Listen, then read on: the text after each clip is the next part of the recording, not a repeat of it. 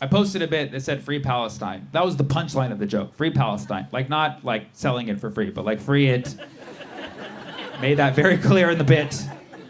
And this guy DMs me and he's like, wow, you stand for the genocide of Israel, you hate all Jews, da da da. I'm like, dude, well, how did you get all that from free Palestine? He's like, I followed you because of your math stuff. I'm like, what?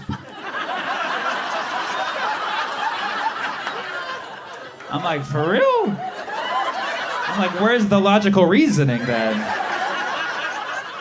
He's like, I follow you because you like statistics and I like statistics. I'm like, then stop extrapolating.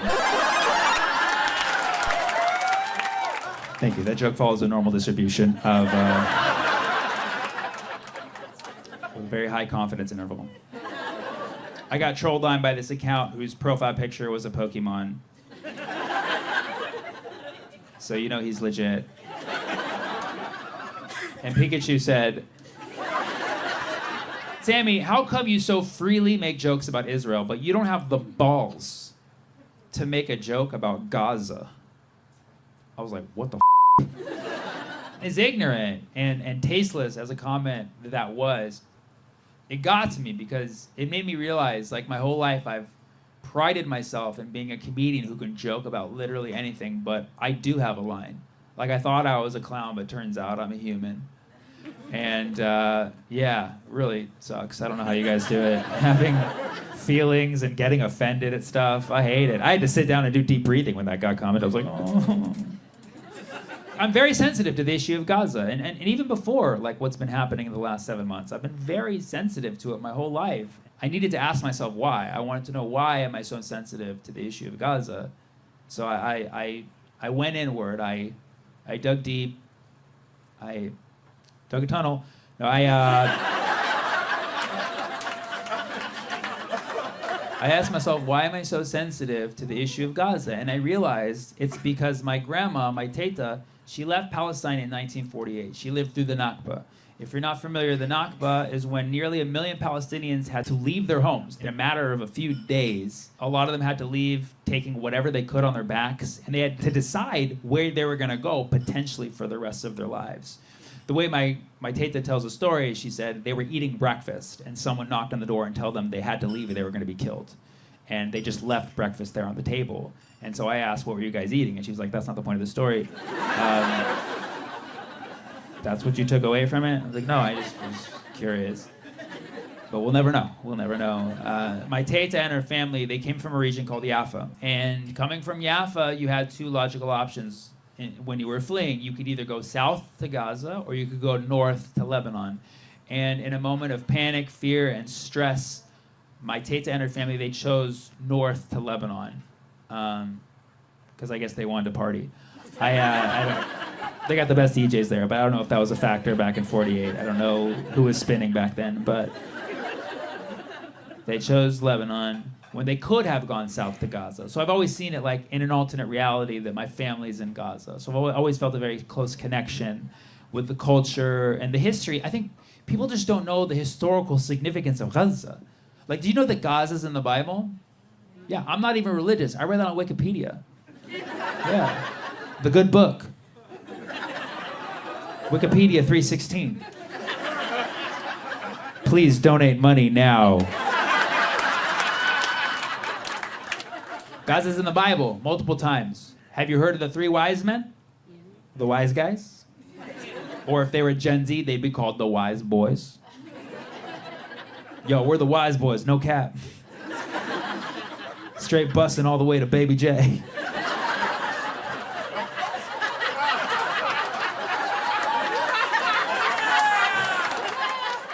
Say less, King.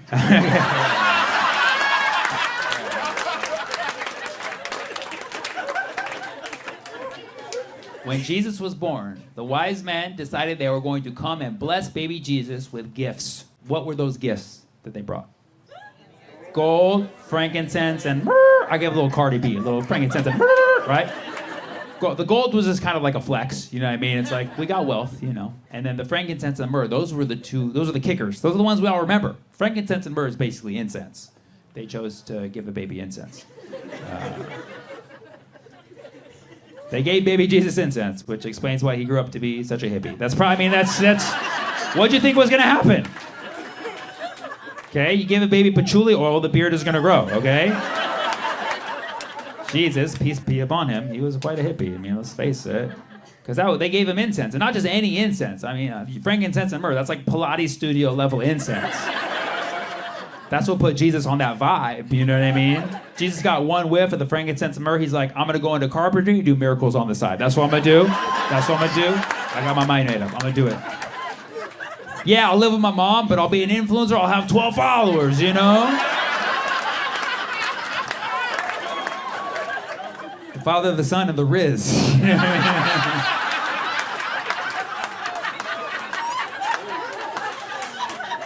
It was all because of frankincense and myrrh. That was the intention. The wise men knew that that's what was going to happen, and they knew that because they were wise, man.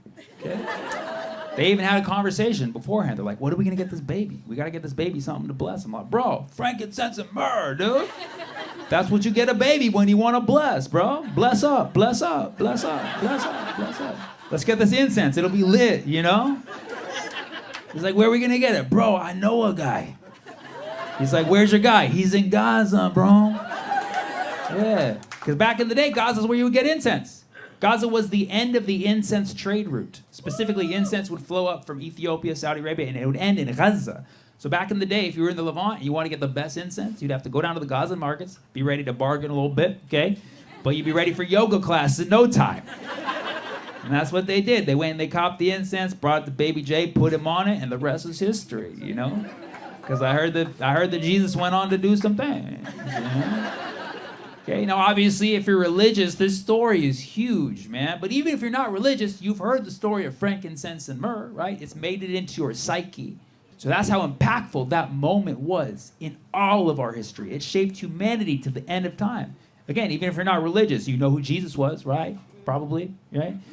You use the calendar, right? Do you use the calendar? Okay, see, there you go, right? If you use Google Calendar, the story's about you.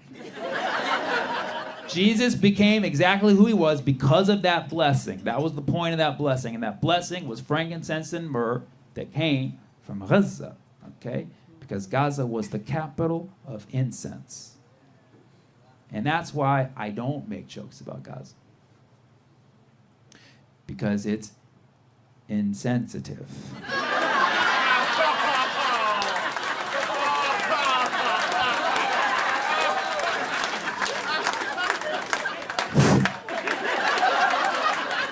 No refunds. No refunds. Full disclaimer, that story may or may not have been true. But listen, it doesn't matter. But they had great incense in Gaza. We got our first black person in the White House, Michelle Obama. You know, they're making strides every day. You know, you got to give America credit. We're a great country considering that we were founded by some of the worst people ever. You know, the explorers who came here first, you know, they took land, they forced themselves on women, and our textbooks will still say, oh, you know, they're just looking for some spices. Spices? Oh, these gents were quite the foodies, huh? Got a little sidetracked on their culinary expedition there, huh? Guys love spices, that's what it is. I never got to my guy for like, hey bro, you want to go to the club tonight? It's 4,000 miles away, we're going to go on a boat. He's like, are there girls there? No, buckets of oregano, huh? Let's go! No, I think spices was code word for side chicks, right? You have to tell their old lady something, they're going to go see these new girls in the new world, right? Mario, where are you going on those boats with the boys? Spices. Like jasmine, rosemary, cocoa, you know?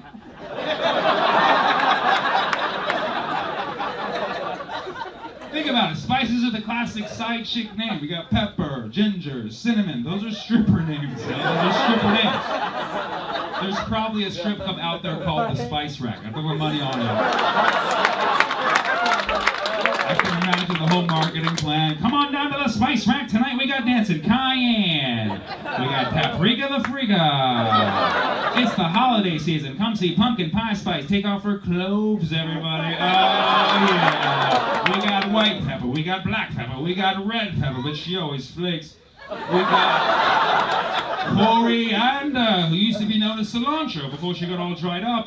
And then we got a young mother. This mother looks so young every time the bouncer has to cardamom. Oh, yeah. Tara used to work here, but now Tara gone. But come on down to our dungeon. We got sage in a cage. We got fat on a kennel. You can find our mail strip of peppercorn on grinder. The spice rack, a gentleman's club for the pungents, if you know what I mean.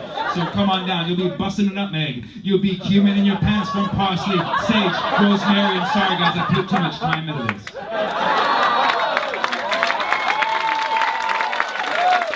That was for the foodies. This story takes place when I was in 8th grade in Baltimore, Maryland.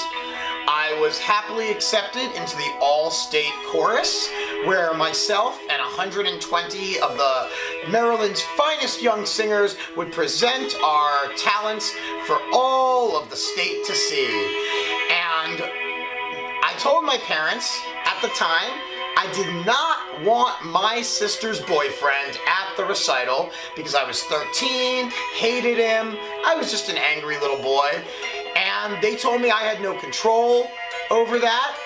What was I gonna do? And I told them if he shows up, I won't sing.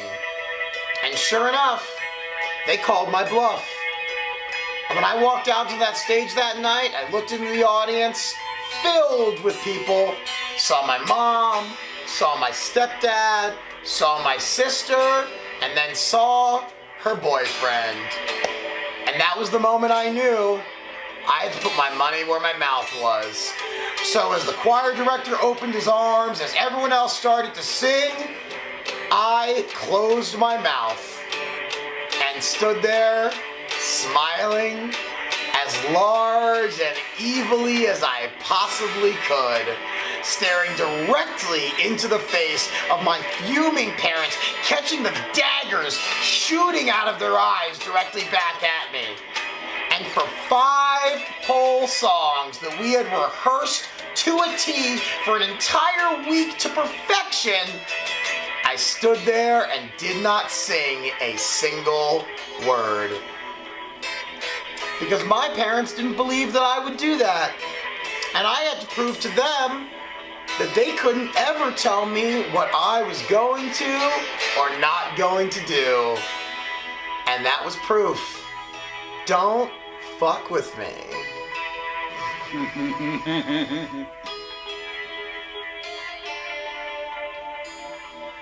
Don't do it.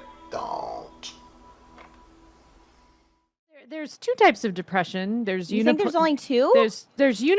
Traditionally it's You depressed or you not? Okay. Sometimes you don't know you're depressed until like you come out of a depression and you realize, and you're holy like, whoa, shit, I was depressed. I was severely depressed. I was on a plane and the plane started shaking, like just like that really intense turbulence where you feel like, oh, I might die. And my feeling was just like, meh, well, if I gotta go, I gotta go. And I never had that kind of feeling before. And that's I was like, oh shit, I'm depressed. Yeah. I call it the turbulence test. It's the turbulence test for depression. Funny. Yeah, like if you're on a plane that starts shaking and you care, and you're like, oh my God, my family, my friends, my pet, you're happy. Maybe you were enlightened. You reached enlightenment. Depression is a state of Zen because it's kind of like, when he asked you, what do you think about happiness? You're like, well, it's fleeting. So what's the point? Yeah. Yeah. So there is a Zen to depression. If you have a friend who has depression, don't be like, do this, try this, do this. Be like, it's okay. Yes. Like, just be depressed. Exactly. Totally. Be like, you're enough just being. Yesterday I kind of felt depressed and I forced myself to have lunch with someone. Then I forced myself to I'll force myself to be social when I really don't want to be social. right. It is important to be social. Otherwise you get stuck in that mental loop Exactly. where you just create your own hell. Well, Right. we human beings are designed to be social creatures. We're supposed to be interacting with other humans. We're supposed to be touching each other. Yeah. We live in societies now where we're very isolated. We live in our own homes. We spend all our time on our computers. We're only Yeah. interacting through social media. Yeah. This is actually against the biology that we're supposed to be in. So And it's against sexual harassment policy too. well, that's We're supposed to be touching each other, and she said it. My parents don't have accents. which really sucks for comedy because accents are comedy gold, you know? Ethnic parents with no accent is like a diversity training video. It's boring. If I were to put my mom in a joke, I'm like, hey, Mom. She's like, hey, Sam. I'm like, get out of here. This is embarrassing me. Even worse, they support my comedy career. How disgusting is that? I'm like, hey, Dad, you want me to be a doctor, right? He's like, no, Sam, this is America. You can do whatever you want. Damn it, Dad! Where's my struggle? Hey, Grandma. Hello, Sammy. That's what I'm talking about, Grandma. Yes! Wait, say Trader Joe's. Trader Joe. Oh, beautiful. That's going in a joke. That's how she says it. Woo! This is Sammy Obeid, full-time comedian, one-time hand model, and most importantly, former math teacher. Math teacher. Math teacher. Math teacher. Math teacher. You know what they say about math teachers? Zero. Damn! Don't worry, I'll do all the work. The more college you do, the less profitable it becomes. Sort of like making Saw movies. This is why I love math.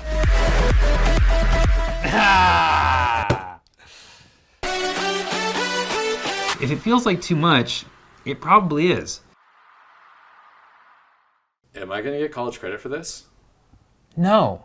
All right, so I was taking this trip called Birthright, which is a free trip to Israel that young Jewish men and women take so that you can go and it's a Jewish breeding program. Anyways, so I'm going through security. Everyone else is having no problem, but for some reason they put me in this room alone. And about an hour passes before someone finally comes up to me. It's this big burly Israeli security guard that goes, "Sir, we looked through your bag. We found writings against Israel, writings in Arabic." And I didn't know what he was talking about because I don't know how to write in Arabic. And I've not written against Israel since college. So I'm freaking out. And he goes into my bag and he pulls out my comedy notebook, which is the scariest thing that a law enforcement officer can read because the things that we write in notebooks is not meant to be seen by other people. It's just like out of context set list. Like it says stuff like sucking my own dick, fucking a fish. Like it just looks like a really messed up to-do list if you don't know what you're looking at. So he goes through my notebook and he points and he goes, right here you wrote Allahu Akbar. And I actually had written the Arabic phrase Allahu Akbar and I was like, oh, this is just a joke that I wrote. I'm a comedian, this is just a joke. And he's like, Allahu Akbar is not a joke. How is that a joke? And it was at that point when I realized I'd have to do my joke for Israeli security in order to prove my innocence, which was the greatest comedy experience of my lifetime, you know? So I got excited, I was new in comedy, I was like, let's do this, he's got a gun, I'm ready. So I was like, well, sir, the joke is, Allahu Akbar in Arabic literally translates to God is great. Allahu, God, Akbar, great. But not so much great as in awesome, it's more great as in expansive, as in big, as in everywhere, almost as in fat. So when I hear someone exclaim, Allahu Akbar, as a comedian, I want to shout back, how Akbar is he? And I would love it if they responded like it's Def Comedy Jam, like Allahu so Akbar, that when he sit around the mosque, he sit around the mosque. Salam, salam, beep, beep, beep, beep, beep, beep. That's a reggae horn that I did. So I do the joke and nothing. He just completely stone-faced. And I got a little mad because I was like, well, I'm still workshopping it. It's not done yet, so don't judge it. And then he just looks at me and he's like, wow, don't quit your day job. That is the worst I've ever seen anyone bomb. And I've literally seen people being bombed, shalom, shalom. And then he started doing the reggae horn like beep, beep, beep, beep. And then we laughed and then we got on the plane. And it was a great trip. Yeah, good times. Can I go? You guys remember your first time trying boba? Yeah, you weren't ready for that, were you? No one was ready for their first time trying boba. Truth. Nobody was ready. Right? You go to the boba place, you're like, oh, everybody's drinking drinks. Drinks. Ah, that's fun. You gotta stab this thing? That's a little, okay, it's a little violent. The straw's a little wider than usual. Okay, what's gonna happen here? Oh, that's milky, I like that. Drink. What the just happened? What just happened? Oh my God! You always have a friend next to you like, oh no, it's okay, it's gonna happen, it's normal, it's the boba. Like, oh my God, oh, I'm getting stuck in my throat. You know, it's just, you don't know you're supposed to chew them. You think you're just supposed to swallow them straight. Like, I got balls in my throat, I can't do it. And then Hillary, I'm gonna take down Wall Street. Bernie Sanders. I've done the research, there's something holding this country back, and in 2036, I will abolish completely Mondays from the work week. We don't need them. More people break up on Mondays. More people kill themselves. We're losing our Americans to Mondays, okay? So we're gonna jump straight from Sunday Funday to Taco Tuesday. That's how it's gotta be. And we'll have your Hump Day, your Thirsty Thursday. These will be the official names, you know? And then TGI Friday, and then TGI Friday Part 2. 2 Fridays! That's the secret to success. It's still a work day, but we love them. I was on the 5, speed limit's like 70. I was going like 90, and I see these brights shining behind me. It's a big rig truck that wants me to move over to the right lane so he can pass me up. That's the era that we live in, like 90's not fast enough for a big rig. So I'm like, this is a safety hazard. I'm gonna be a hero for once. This involves no confrontation, so it's good, you know? I'm like, I'm just gonna stay put. So I put my phone down, and it's like, I'm gonna do this, you know? I'm just like talking to myself. I'm like, know your lane, bro, know your lane, you know? He just keeps shining the brights, 10 minutes past, I'm like sweating from the heat. I'm like, know your lane, bro, know your lane. He gets even closer, the brights get even brighter. I can't take it anymore. I pull over, I'm so mad, I flip him off. He passes me up, I see the truck, it says Amazon Prime. Like, that's how they do it, dude. That's how they do it. Wow! I got happy all of a sudden. My package made it home before I did. That was great.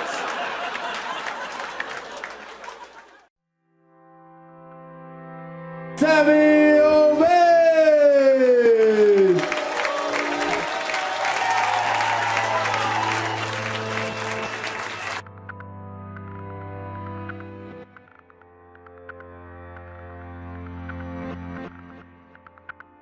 I like to touch my crowd, guys.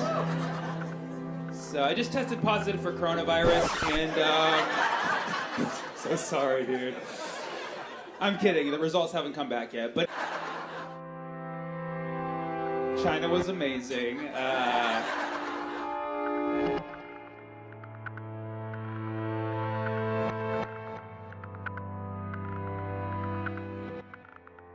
Does anybody here miss saying bless you when somebody sneezes?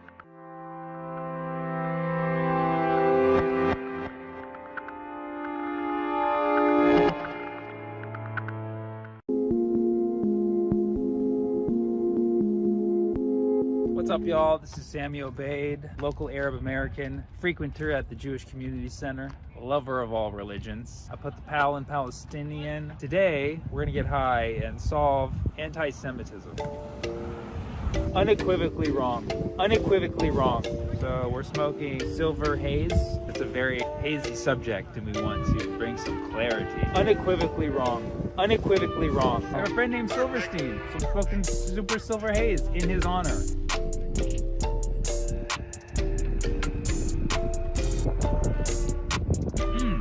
That feels like the oldest religion to me.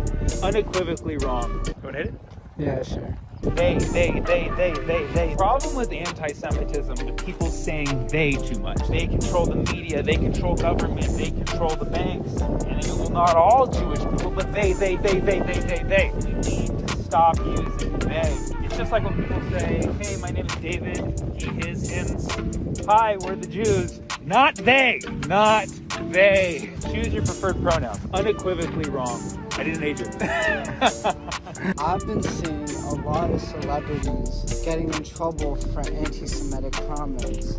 Nick Cannon was unceremoniously shot out of a cannon far away from the Viacom building. Here's the thing that nobody knows. Actually, about 3,000 people were there. I had one experience where I did the most riskiest thing in my career, aside from announcing that I'm Palestinian on stage, in 2012, where I said something that could be taken as Are you even filming me? It's like the video, the camera's over there. Yeah, but it like keeps going over there. Like, am I gonna like watch this later? We're gonna be looking at that family, or? No. Yeah. The one time in my career that I said something that could be taken as anti-Semitic, Nick Cannon was in the same room.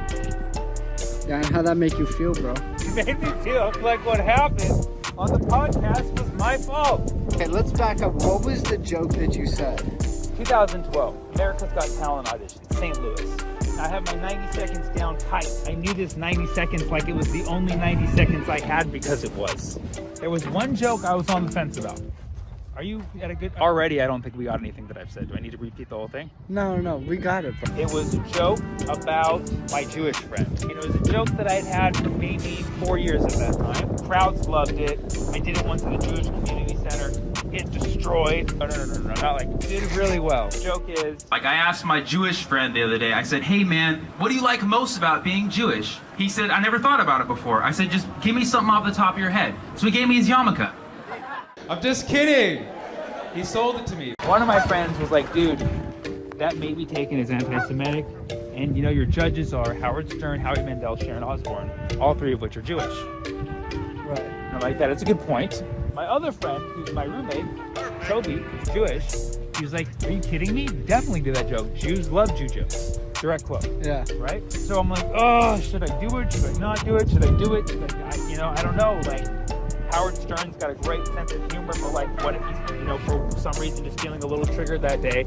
So I'm in the middle of my set. It's going all right. It's not even going that great because it's quite a hostile crowd. And I tell the joke, and then I do the yarmulke part, and the crowd's like, okay. And then I do he sold it to me, and the crowd explodes. Keep in mind, this is St. Louis. And I hear Howard Stern turn to Howie Mandel and say, that's a good one.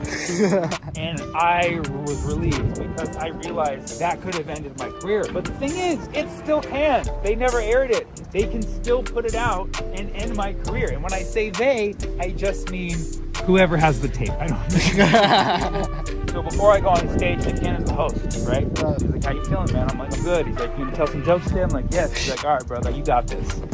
Not nice dude. He made me feel good in a moment where I was severely questioning myself. I didn't turn around to see if Nick Cannon was laughing at that joke, but after watching this podcast, maybe he was.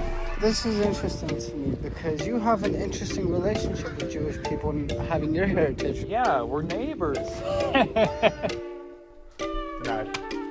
Religion and race was never a thing to me. I grew up in Berkeley, California. I had a friend of every race. It was a UN meeting at every birthday party. It's tough, man, because there's a lot of pain behind it. Like what Jewish people went through, and to be born Jewish, and shortly after being born, or shortly after they cut off your... No, like not so shortly after, become a child, and then you learn 80, 90 years ago, your people were the target of the worst genocide in history. That's got to be a very painful thing to hold on to in your psyche. So it makes sense. Jewish people should be weary of anti-Semitism and should call it out even when it's subtle and nearly undetectable to a lot of people, such as Nick Cannon. To cancel someone over it would have to depend on the authenticity of their apology. They said that Nick was canceled because he failed to apologize, but I read all these statements which sounded more or less like an apology. Right. So was it too late is the question. Or was it that he had to be gone? We don't know. Jewish people are like, what, only like 1% of the population? Right. Arabs are even less, like 5%, 0.5%, maybe even less. I do know a lot of Jewish comedian peers bonded with agents and managers over being Jewish. It makes sense. Right. If there's an Arab manager or agent, if there's an Arab casting director, and we go in there and we start sharing our favorite recipe for kanafi, we have a bond. Yeah. When you consider the politics of a specific dichotomy, and in this case, Arab and Jewish, it can be a little intimidating for an Arab comedian. In an alternate reality, I could walk into a casting director's room and like more than not likely that person's going to be of Arab heritage and I'll be able to relate with them. That's a great perk for me, right? And how hard would it be to be a Jewish comedian? It'd be tough. Look at this, right? Fremont stands united against hate. Fremont, where I'm from, stand up, united. That means if they speak for me, I'm with it because I'm part of Fremont. Against hate. You heard it from them. What a safe statement This is, right? It's This should really- just say, don't loot me. Oh shit. Pigeon on pigeon, man. Pigeon on pigeon violence. When it comes specifically to African American and Jewish relations, I don't feel like my voice matters other than just being like, hey, kind of observe this, no big deal. Right. Okay? The hip hop industry, sports, these are overwhelmingly dominated by African American talent. The African American talent is represented by managers and agents who are overwhelmingly Jewish. Right. And by overwhelmingly, I don't mean like, oh my God, it's too much for me. I mean, if you look at statistically, that's all. Yeah, a lot of it. Yes. So And, you have a lot of Jewish and black relations in the entertainment and sports industry. Right. What do you have when you have a lot of exposure? You have tension, you have drama, you have issues, Right. you have misunderstandings, you have faux pas. Right. Anti-Semitism sets back progress for the Palestinians. That's why I feel personally on a level that like I want to stop anti-Semitism so that Palestinians can get what they want, which is their own state and a decent place to live and be free and be themselves. How do you see there being a solution? Reparations. First step to all of this is people just need to be honest and get out of their emotions for 1 second and just be honest that there are two sides to every story. And clinging on to your pain is only going to delay the healing. To have an honest discussion about anti-Semitism, acknowledge it, then let go of it, and then take an honest look at why it exists and what people need to know to stop casually entertaining it. Because as we know, Nick Cannon's special is called Showbiz.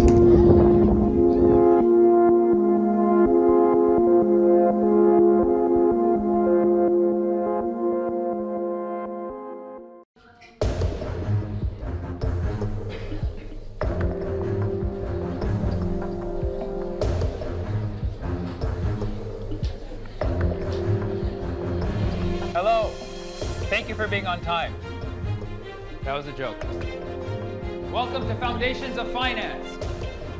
What is finance? It's the management of money. You find some change on the ground, that's finance. You wash an old pair of pants and you find some money in there, that's finance. If you want to just pronounce it however you like, I say finance, because it rhymes with Beyonce and she has a lot of money. There's this saying that money can't buy happiness. It is true, but at the same time, everything that makes you happy can be purchased with money. Name anything that makes you happy. Hanging out with friends, that normally costs money. Falling in love, that costs a lot of money. You have to go on some dates first before that happens. Nobody ever just fell in love just by sitting on a rock. But all I need to be happy is the kiss of my loved one. Well, your lover has nice lips because they use lip balm. That costs money. You guys are writing this down, right? There's going to be a test. If you believe that everyone who works in finance is evil, work in finance to change that. Unless you're evil, then stay away, definitely. So that said, are you ready to study finance? No, come on! Are you ready to study finance? Come on, this is finance! This is my class. Oh, cool. Please leave. Nice to meet you. Study finance! It's the best thing you can ever do in your career!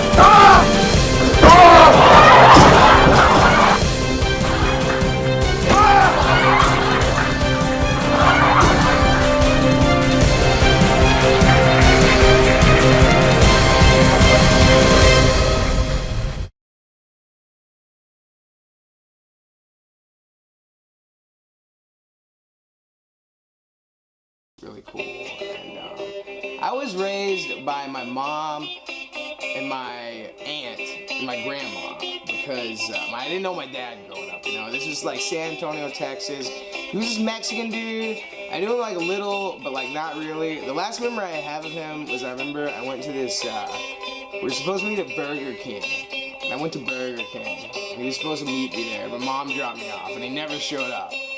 And that sucked though. that just blew right there. But anyway, flash forward later in life. I'm in Dallas and I'm like, you know, I'm living out there. I moved around a lot. I had a lot of stepdads. So anyway, I was in Dallas and there is this thing that's so stupid. It's called Donuts for Dad, which it was like the school would like have all the dads. everyone's dad would come in for breakfast, and they also had muffins for mom, and I was covered on muffins for mom because I know my mom, but donuts for dad was a mother for kids like me, and you know, I didn't know my dad. So it was a tough time, and I was also this friggin' fat kid. I remember I would pass out a lot. Like I passed out on field day. I thought I was fast. I did the 50-yard dash. I signed up for it, and then I passed out. And it was just, it was bad. So anyway, life was just really crappy, and I was just like, it was around Father's Day, and just all these things just sucked. And I remember I got a package. And it was like, it said from my dad's name, you know? And I was like, what? This is crazy. And I opened it up, and there was like all these Pokemon cards in it. And I was really into Pokemon at the time. In fact, I didn't have a lot of friends in school. The one friend I had was this little, like straight from Mexico kid that like, he didn't speak much English, but I remember we bonded over like, we both had cards, and he was like, Pikachu? And I'm like, Pikachu. He's like, I'll give you my Charizard. And I'm like, man, it's really nice, man. So I got this package with all these freaking Pokemon cards. There was this letter written like, hey, I just want you to know I love you. I'm out here. Hope you're good. Love, Dad. And I was like, this is awesome. It had all my favorite stuff. But obviously that was from my mom. And, you know, I think I figured that out a few years ago. I was like, how does this dude, some like dude, San Antonio, Mexican, like, okay, I'm gonna find my son, send him some Pokemon cards, because maybe he's into that.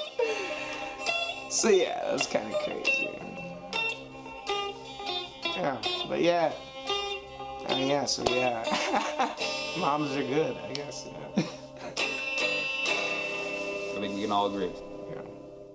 Hey guys, so I'm super gay, and I grew up in Florida, and I didn't come out till I was 25 because in Florida, you gotta wait. You can't just be gay and black. You can only be one. So I picked black because I didn't have a choice. And so I remember in high school, like around 10th grade, everyone started like dating. Like guys and girls started dating, and I didn't want to feel left out, so I needed someone to date.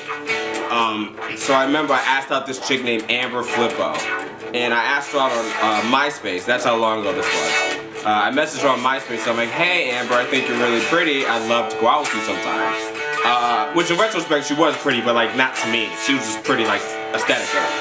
And I messaged her, and I wish I could go back in time to like read this conversation. But I remember I said something like that, and she replied back to me. She's like, oh my God, Akeem, that's so sweet.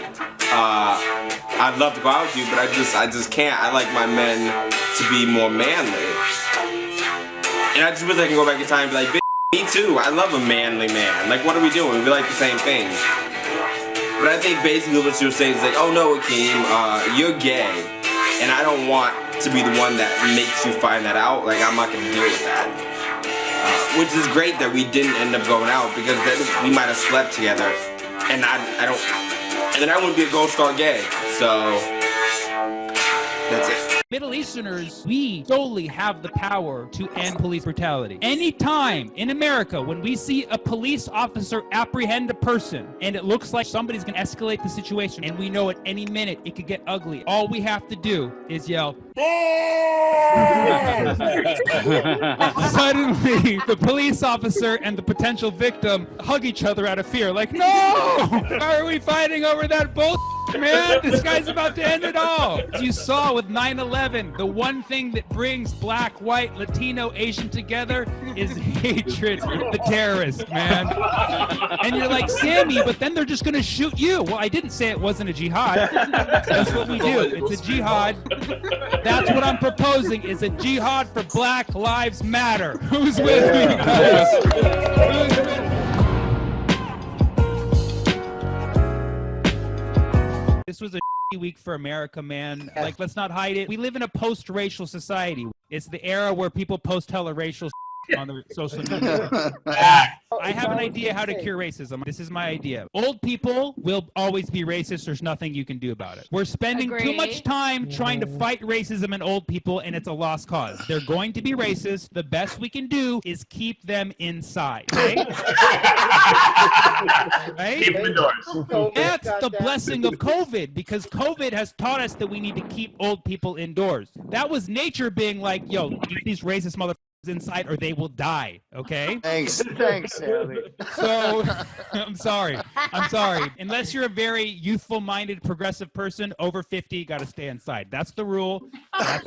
Now, young people, kids, this is the future. The future is only as racist as our children. Yes. Our children, we have to make sure they have friends of every race. Send them out there and make sure they're mingling with other races. Like when I was a kid, my parents made sure I had a friend of every race. I don't know if they did that. It's a social experiment, but it worked. Me too. Like if you came to my 3rd grade birthday party, it was like a UN meeting at the bowling alley. All right, we were making decisions. We were like, China, present. What are we gonna do about Iran? Are we gonna strike? Or are we gonna spare? Huh? What are we gonna do? My dad comes in with this Palestinian name tag. He's like, hey guys, you want to hang out? I'm like, you don't even exist, Dad. Oh God. But just like the UN, we sat there and did nothing. But anyways, we grew to be tolerant and understanding of each other, and that's what we gotta do. Send the kids out and mingle. Old people, stay inside. Young, send them out to play with the kids. And then everyone in between, 18 to 50, you need to be having sex with as many multiracial people as you can. That's what it is. Hey. That's what it is. And listen, if you're in a committed relationship, I understand. I don't want to mess that up. Look in the mirror and look at your spouse or your significant other. Are they the same race as me? Ask yourself that. If they are, you both need to start around for justice. Okay? And if they are a different race, then you're in the clear. Stay committed. Do what you got to do. But that's what it is. And we can still practice social distancing, right? You can still say 6 feet apart, except when you're having sex. It'll be 6 or sex. That'll be the platform, right? So, in a nutshell, old people stay home, young send them out to play, and in the middle, other people of different races, every color under the sun, and that's how we're going to stop racism. Oh, hell yeah. You are a good-looking kid. With my, thank you so much. So, I did a show once where I walked into a bar and it was just empty except for a drunk couple at the bar who was already in a fight with the host, and they were extremely racist. Like, the first thing I hear when I walked in was, no, but that Vegas shooter, like, he's not a terrorist because he's white. That was literally the first thing I heard when I walked in, and I was like, oh my god, what kind of show is this? And the host goes, no, but do you know what a terrorist is, though? It's someone who inflicts terror. And her boyfriend goes, just listen to her, man. And I was like, oh, this is the kind of show it's gonna be, I guess. And in the middle of this argument, I turned around and I noticed there's one other audience member, and it's just a blind guy in the corner, just hanging out. And at that moment, he goes, hey, he goes, I want pussy. Like, that's what he yelled. That was what he wanted in that moment, I guess. And the drunk girl goes, I'll see your dick. I swear to God, they get up and they leave together. And for like 10 minutes. Finally, they come back, they sit in their respective seats, and with the new confidence that this guy had, he just goes, you know what? I want to do stand-up. And the host goes back on stage and he was like, the show literally can't get any worse. Come do a few minutes. So the blind guy goes on stage with his stick and everything and just goes, don't you hate it when girls just want to see your dick? Straight up, that was the first thing he said. To total silence. We're just like, is this for real? And at that moment, the booker of the show walks in and sees this guy on stage. And he talks to the host. He was like, who the hell is this guy? And he goes, well, it's kind of a funny story. He goes, no, dude, get him off the stage. And then he tries to give him the light to get off. And he couldn't figure it out. He's like, why can't he see it? And then he realizes it. And he's like, oh, he's blind. And the comics in the back just erupt in laughter. And the blind guy goes, there we go. And there you have it. Ladies and gentlemen, Sammy Obeid. Wasn't that weird? That was weird. dude. Is it 2020 or what? I mean, look at how my head pixelates. Look at that haircut, it's like a crescent moon. I'm a homebody. I feel like this was my time. And everybody's like, I feel the same way. Like we were all homebodies the whole time. Why were we going out in the first place? I wash my hands every 5 minutes since 2003. I have no skin on my hand. Look at that. I have no hands. We need to keep the mask. And this is not like a Middle Eastern Sharia law thing. I like that we can't do small talk anymore. I tried to talk to him at the store. He was like, I'm like, I can't hear you, sir. I had a mask on too, so I was like, sir. I feel a little bit like we're living in a reverse horror film where all the actors are yelling at us to stay inside. Get inside! My sleep schedule right now is 5 a.m. to 2 in the afternoon. This is actually the first thing I've done with my day.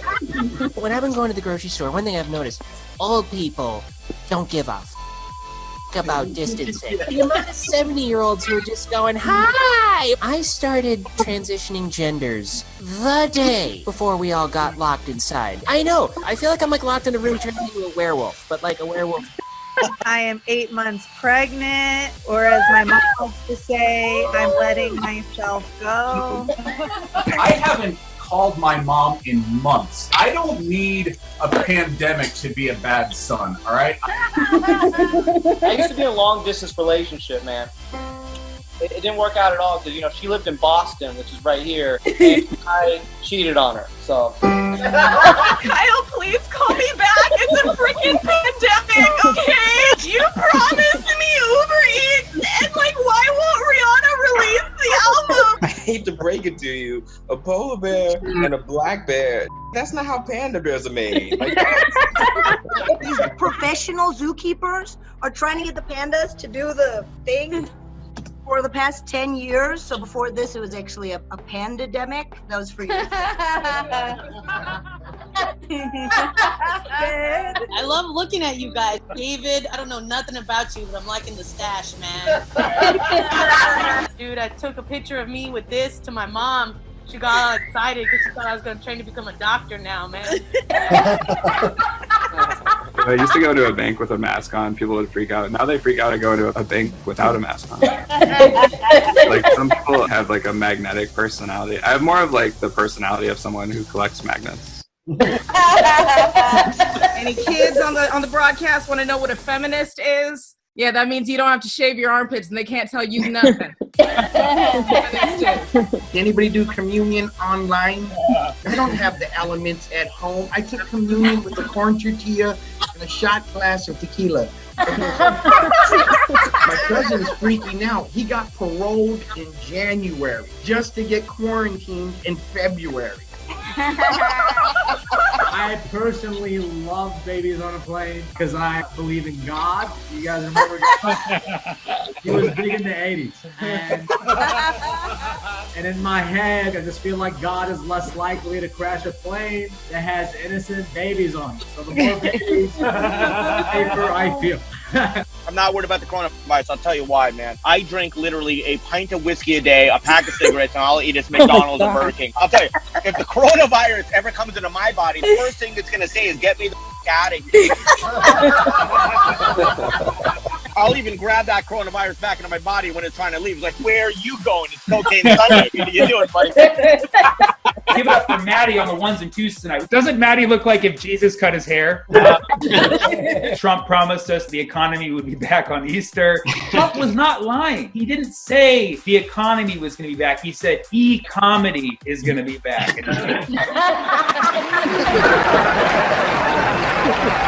We'll see you next time. Have I run over my time? No, you're great. Whatever you want. Okay, Maggie, we have nowhere to go. Do you have kids? No, I don't. No, you don't understand. So I don't understand. Oh, Well, you wouldn't be making the comments that you're making if you got it. He once had an affair with a woman who was 88 years old. 88, yeah. Like, I'm not ageist, but damn. You know what I mean? Like, texting in the back, huh? Texting some people, yeah. Who you texting? Come on, inviting them? My son. Your son? She's trying to make me feel bad. She's like, my fucking son, you asshole. He said he's hungry. I told him where the refrigerator is. But you almost interfered. Why didn't you bring your son? Not old enough to come? No. Damn, man. You gotta change these fucking laws, man. No babysitter tonight? Yep, my niece is babysitting. Your niece is babysitting. Fuck, that's awesome, man. Family. You don't have to pay her, do you? Keep it in the family. We actually do pay her. You do pay her? That's very noble. You didn't seem happy about that, though. You're like, we actually do pay her. Fuck! We should be getting this shit for free. Why am I texting my son if she's there managing? Talk to the boss. We put her in charge. Now I'm texting the niece, like, you're getting paid too much to not have my son be texting her. Anybody else here get a babysitter to come here tonight? Yeah, you did? Awesome. That's cool. Who do you hire for your babysitting? Your dad. Your dad and your mom. Do you pay them? All right, that's fucking right. That's right. When you hire the older people, you don't gotta pay them. These young fucks want money. That's the problem. She's still texting her son. She's like, I'm telling you, I'm busy. The comedian's talking to me. Just. Right. No, I don't. I want to have kids one day. So you don't understand. So I don't understand. Whoa, whoa, you got me. Did I say I understand? Well, right? you wouldn't be making the comments that you're making. I wouldn't be making the comments if I did understand what. Yeah, that I have kids, and so you would understand why I text. She's a lawyer. Are you a lawyer? Is that usually how you cross-reference? You're like, wait a second, Your Honor, do you understand? Because clearly, if you understood, you wouldn't be talking right now. Because you understand everything. Because that's what a person who understands does. What is this, stand-up comedy? The fuck is it? The fuck is it?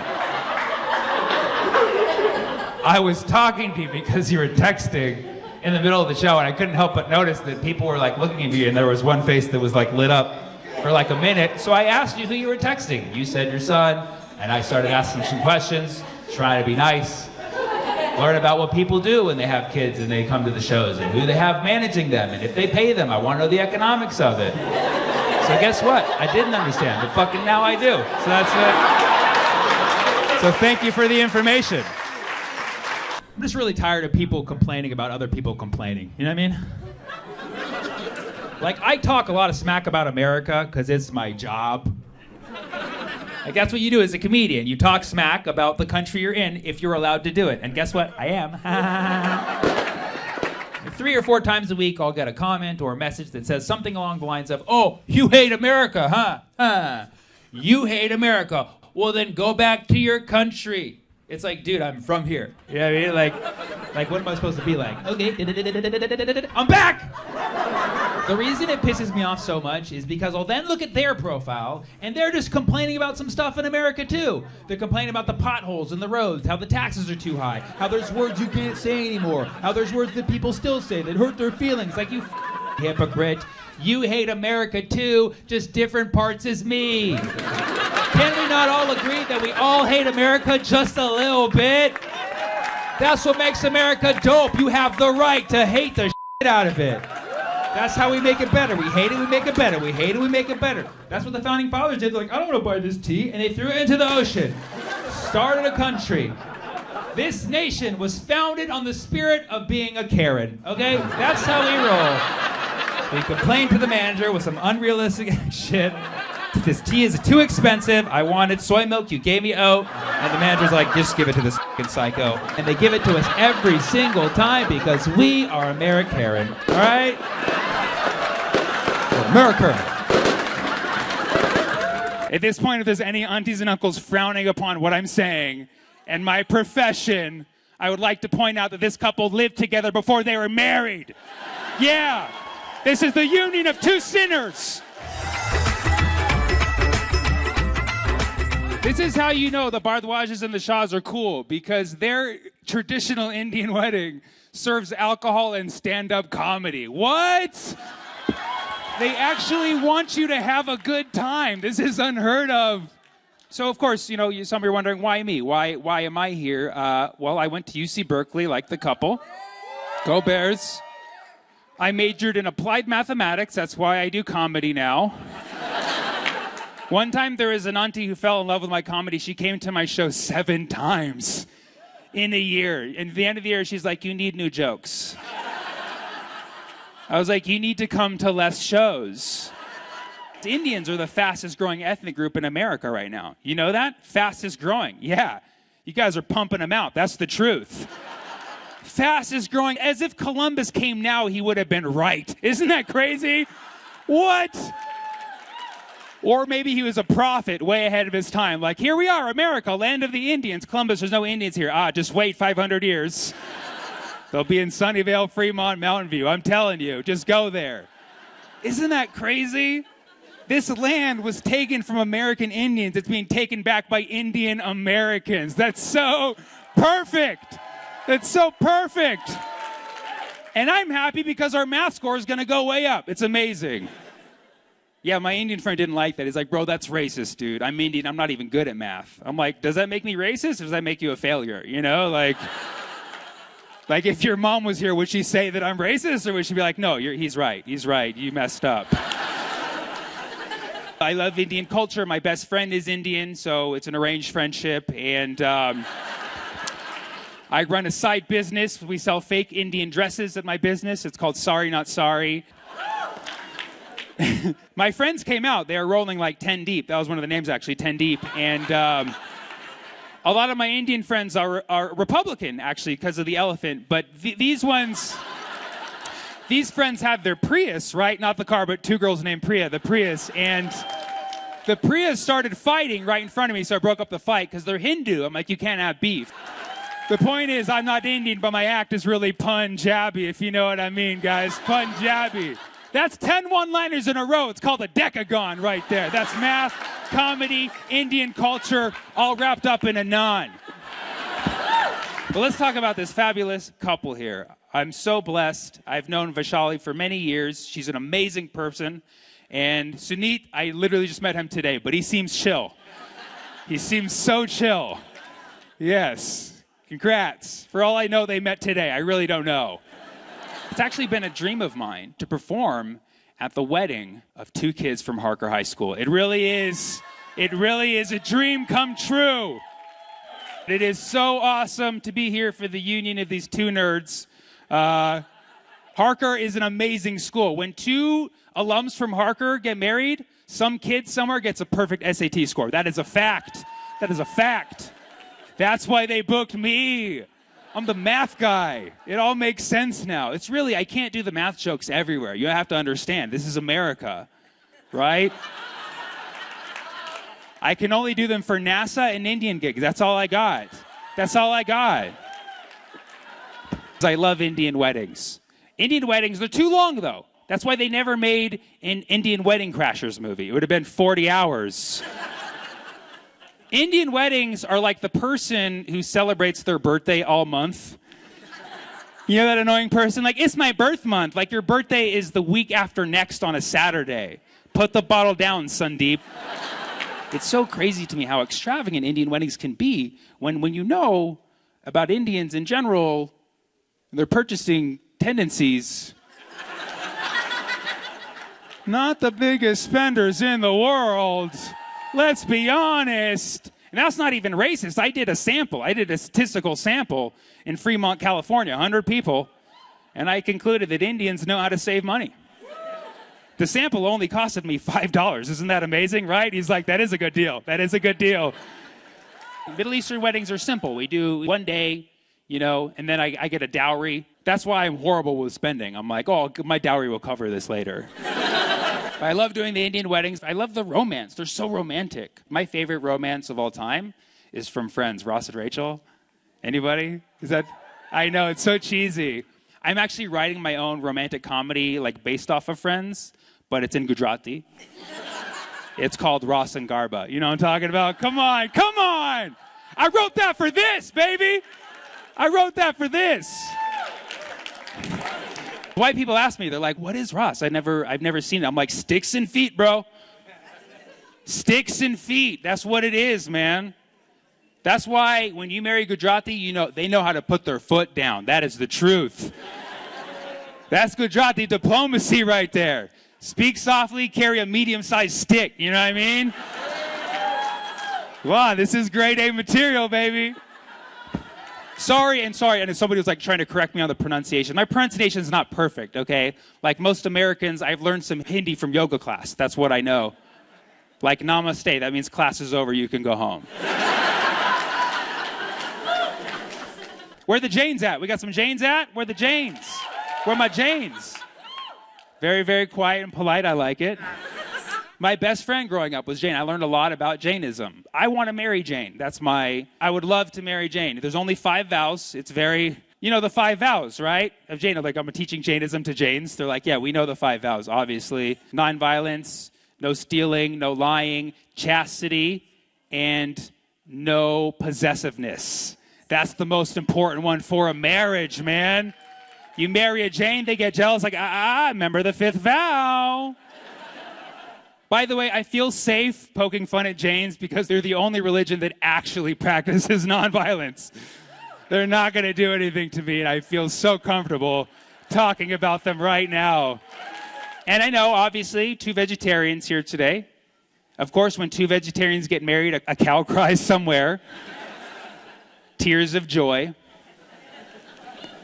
Jains have the highest respect for all forms of life. I was shocked when I learned this in high school that some Jains won't even walk on grass because it will hurt the life of the grass. That blew my mind. Some Jains avoid grass. And in the case of Sunit, some smoke it. Come on, dude. You gave me that info. You know you did, bro. You know you did. Yeah. He was honest. You're like, why did he send you that info? Maybe he was high when he did. I don't know. At this point, if there's any aunties and uncles frowning upon what I'm saying and my profession, I would like to point out that this couple lived together before they were married. Yeah. This is the union of 2 sinners. I'm a saint. Just pointing out the truthisms. A great couple, obviously. Everything about them fits perfectly, right? Vishali's a professional chef, which is awesome for when Sunit has the munchies. You know what I mean? It's so perfect. So perfect. Right? And you're obviously a great husband, right? Sunit got the diamond imported from India, okay? You know this guy is going to be good at cutting costs at every chance he gets. Every chance he gets. I didn't even know your I didn't even know your cultural background. When I heard that, I was like, he's Gujarati, for sure. For sure Gujarati. And I knew the buffet was Gujarati because they had the chow mein noodles. Right? Did he really? Oh, that's so awesome, dude. Every Gujarati has a cousin who sends a diamond. I swear to God. I've never met a Gujarati who does not have a cousin who has a lot of diamonds on hand. That's not a stereotype, it's fact, until you prove it wrong. So awesome when I heard that the parents of this couple have known each other for 30 years. That's amazing. It's good to know that arranged marriage is still alive and well. You know what I'm saying? 30 years. I'm kidding, I know. I know it's not arranged, but it kind of was. You know what I mean? No, I am a fan of arranged marriage. That's not because I'm Middle Eastern, okay? It's because Indian weddings are so long. You know, it's like the Indian wedding lasts like 10 nights. That's 10 dates right there. You meet the person, you know them by the end of the wedding. That's like all you need to do. It's like the seeds are planted early. Like the weddings can start even before the couple even knows each other. Like it starts at childhood. They're introduced and like the parents know, but they don't, you know. And there's like chemistry that comes later in life. And it's perfect. And then they date and then there's a proposal. Then there's like 30 engagement parties. Some of them are streamed live from Mumbai. Some of them are on a boat for some reason. And there's a bachelor and bachelorette, both in Europe. Let's just go full on. Then there's like 6 months of partying, right? Then there's a barat, a garba, a Jain ceremony, 10 receptions, a brunch, and an Arab-American comedian. I mean, come on. That is quite a festival right there. Indians are the one culture where the wedding lasts as long as the marriage. But that's what it is, because the steps and the steps and the steps, because if you can make it through an Indian wedding, you can make it through an Indian marriage. That is the truth. And I'm saying that from a place I'm not even Indian or married. I'm just saying that as an authority. It's so crazy. All the work, all the blood, sweat, and tears you put into an Indian wedding. And that's why India has the lowest divorce rate in the world. 1%, baby. 1% with a standard deviation of 0.01. That's safer than flying. Feels good to be here at a wedding, a fun, fresh wedding. My friends are getting married. They're having a destination wedding. It's in Iraq. It's a final destination wedding. Don't go to that one. Don't go to that one. No, that's a dark joke, I know. But the aunties over there loved it. Indian weddings, they're becoming in fashion, too. I know a couple, they did a brat ceremony. They're not even Indian. Yeah, it was a black and a white couple. It was a Barack Obama. Thank you so much for having me. I love you. Sunil Vashali, I love you guys. You're so awesome. How's the crime rate here in Austin? Serial killer. There's a serial killer on the loose? Tell me about them. And note, I chose my pronouns very wisely there because I believe in equal opportunity for serial killers. He or they are. Thank you. Until we catch them and know their preferred pronouns, we should not project. College-age men on Rainy Street. On Rainy Street. Ooh, that sounds scary. They all look the same. Oh my God, they dump them in the river? All these men look the same? At first. Oh shit, what, can you tell me a little bit about what they look like? Like you. Caucasian. Like you? Can somebody walk me home? I think my hotel's on Rainy Street. You said young, you said Caucasian? Yeah, fratty. Really fratty. Fuck yeah, I got this, dude. So going after frat boys, basically. Essentially. I don't know. I kind of like this serial killer now. Does anybody live near Rainy Street? Oh, you do? And you knew about this? Yeah, I think they're just getting drunk and walking into the lake. You think the frat boys are just getting so drunk and walking directly into the lake? I think we found them. This is before they can reproduce. Wait, what? Get them before they can reproduce? Born and raised in Austin. Okay. And it didn't start happening until they are inebriated. They walk home. They haven't been in Austin for, they're fairly new. So it's pretty easy to walk directly into a lake. Yeah. I was totally joking about you being the serial killer. Now I'm like, oh, for sure it's you. You're giving like reasons, like you have a testimony out. Like, well, number one, they're not from here, okay? They can't tell water from land. And they're drunk. What about the drunk girls in high heels just missed the river? Because the high heels give you the ability to see above the water. Right? Right? Yeah, we got you on that. Take us to court. You can't fucking do that. So you're looking at my crotch and you're asexual? Get the fuck out of here, dude. You're horny as fuck right now. You're teaching me how to write jokes. Fuck, that hurts. Is there anything that we haven't talked about tonight that you guys want to talk about? ChatGPT. Okay, so ChatGPT, Taylor Swift, of course, fucking. Oh, okay. I was not expecting that. I was gonna be like, did she put something out recently? Did she? Your sexuality. My Sexuality. Okay, I thought that was her song. She's like, Taylor Swift's. Talk about Taylor Swift's new hit, Your Sexuality. I was like, I'm gonna need ChatGPT's help for this one because I don't fucking know. I'll talk about my sexuality. That's very.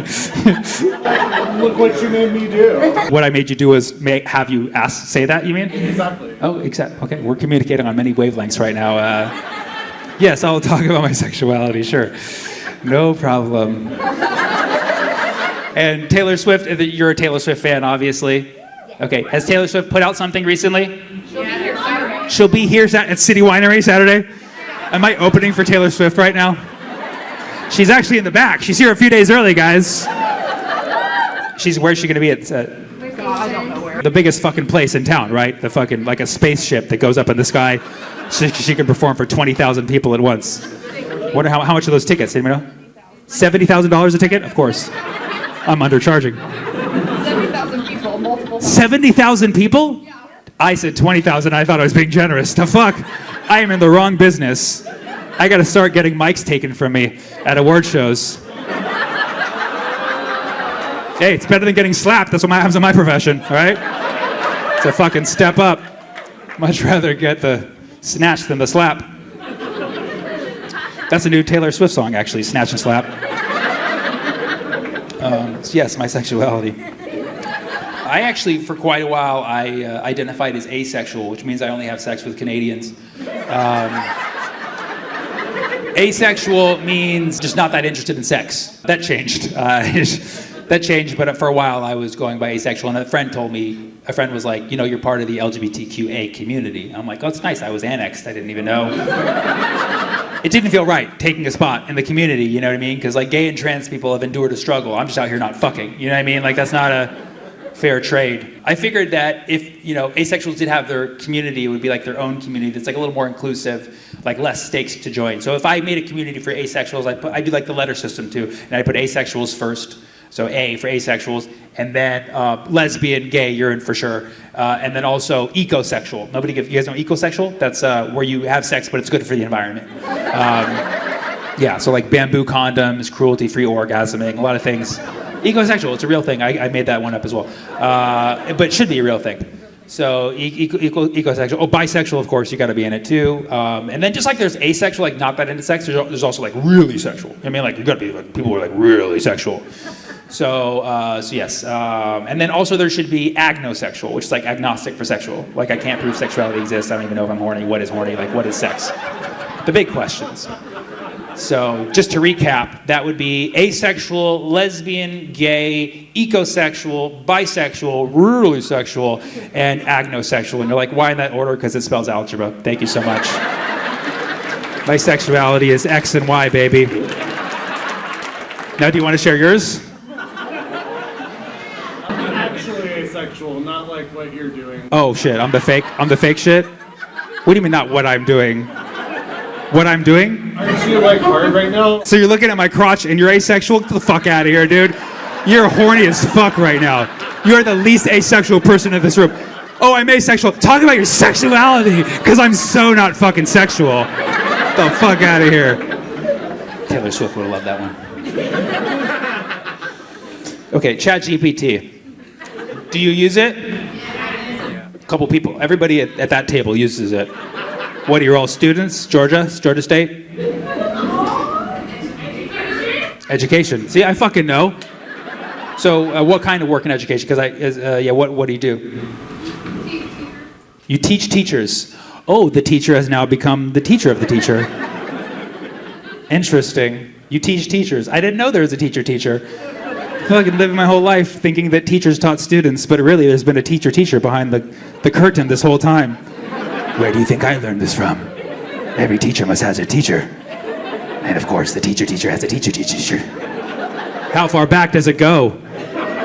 I am a little bit curious about this profession because you teach teachers. Does that mean you actually do that like full time? Or like when the teacher has a problem, they come in, they're like, hey, what's 2 + 2? I'm trying to figure this shit out. Like I just fucking, all these students are asking me, I don't know, teach, I need your help.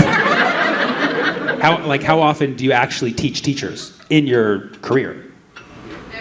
Every fucking day. Is it like workshop format, or do you actually have a class that they come to every day, or you do one-on-one? Both. This is so cryptic. Are you ChatGPT? Is this at college, or is it high school, or? Any grade. Any fucking grade. Give me a fucking teacher, I can fucking teach him right now. Give me a fucking teacher. I can fucking teach English, fucking hi. Algebra, X = 2. Shut the fuck up. Fucking teach. I teach fucking anything. That's savage. What would you say is the hardest challenge in that? Teachers are, yeah. Fuck, you would think, right? Apparently these teachers are pretty fucking dumb. I didn't fucking know. I thought they came ready for their job, but apparently they didn't be. Is that they don't know stuff, or is that they might be like a little abrasive personality-wise? So it's embarrassing is what you're saying. It's fucking so... You guys know you're fucking grown-ass people, right? You do know that? And I'm fucking teaching you right now, you fucking losers. Get in that fucking classroom and teach little humans, you fucking idiots. I literally thought I was coming to Georgia to find a peach, but I came here to find a teach. You know what I mean? I'll let this up. I gotta get back to my fake asexual life. That hurt. That fucking hurt. That hurt so much. Any final suggestion? Anything? Any last suggestion? Yeah. Whoa, that was fucking... You had like a pre-step for that. You're like, yes!